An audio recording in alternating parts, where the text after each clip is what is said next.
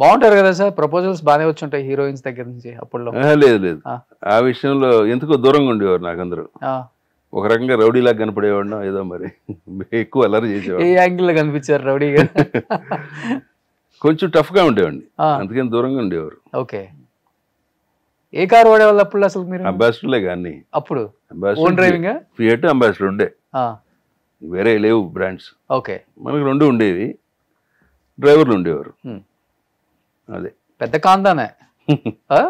తప్పదండి, ఆవిడ ఇండస్ట్రీకి వచ్చినాక మాత్రం మెయింటైన్ చేయాలి కొన్ని అని చెప్పి మా నాన్న ఎప్పుడు ఆర్టిస్ట్ అయిన తర్వాత నువ్వు వెళ్ళి కారు వేసుకెళ్ళి అనేవాడు. నాకు కారు ఇమ్మంటే ఇచ్చేవారు కదా ఆయన. పోరా వెళ్ళి నడిచిల్లు, బస్ ఎక్కిళ్ళు, నేర్చుకో అనేవారు. ఓకే.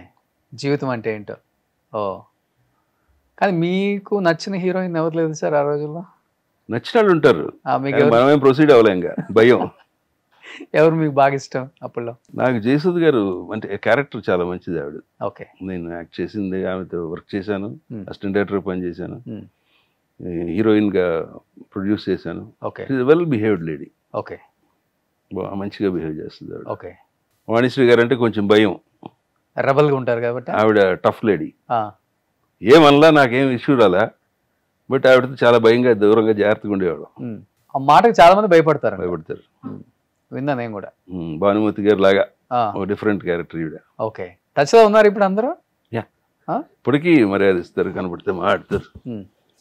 వెళ్తుంటారు ఇప్పుడెప్పుడు ఏదన్నా సినిమా వాళ్ళ పెళ్ళిళ్ళకి?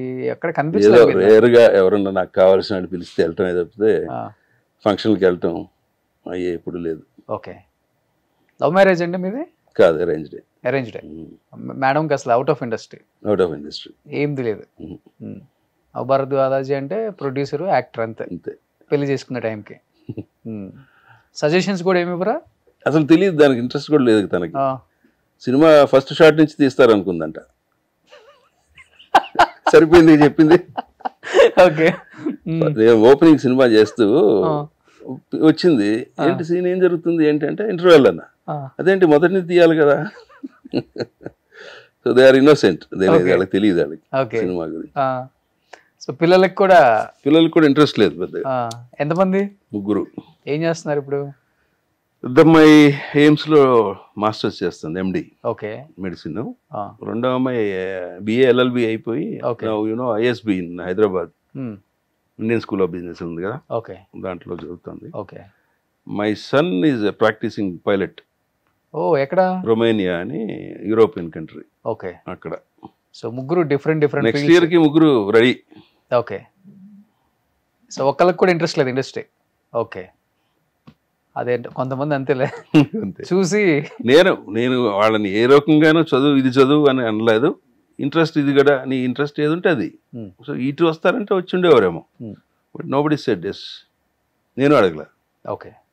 అదే మంచిది లేదు, మీకు ఏదంటే అది. యాక్టర్ అనేది ఎప్పుడైనా అవ్వచ్చు, 50 years లో కూడా. అవ్వచ్చు. రావు రమేష్ గారు ఎంత లేట్గా వచ్చారు ఇండస్ట్రీ చెప్పాలంటే. యాక్టర్ ఎప్పుడైనా అవ్వచ్చు, కానీ ముందు బేసిక్ క్వాలిటీస్ ఉండాలి. కానీ ముగ్గురులో ఎవరు మంచి అమ్మాయిలు? ఇద్దరు సూపర్, బాగా ఇద్దరు హైపర్ ఉంటే హైపర్ కాదు కానీ they are really well educated, highly educated.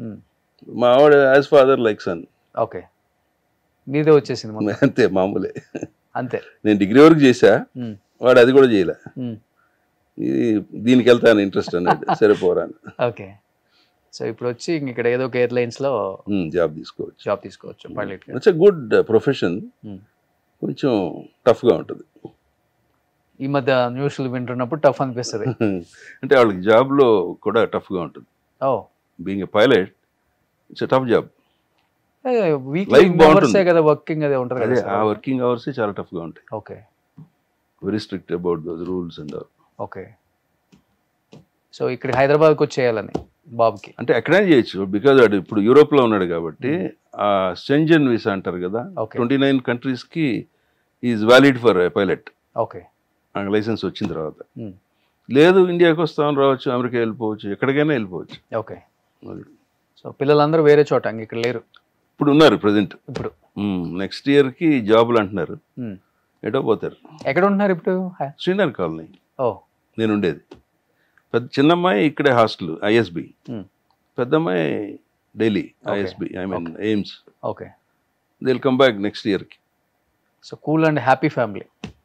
అంతే, ఉన్న దాంట్లో హ్యాపీగా ఉంటాను నేను. అంతే, ఇంకా ఇది లేదు అది లేదు అనుకునే సమస్య లేదు.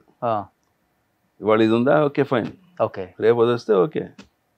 సుమన్ టీవీలో మీ పర్సనల్ అండ్ బిజినెస్ ప్రమోషన్స్ కోసం కింది నెంబర్కి కాంటాక్ట్ చేయండి.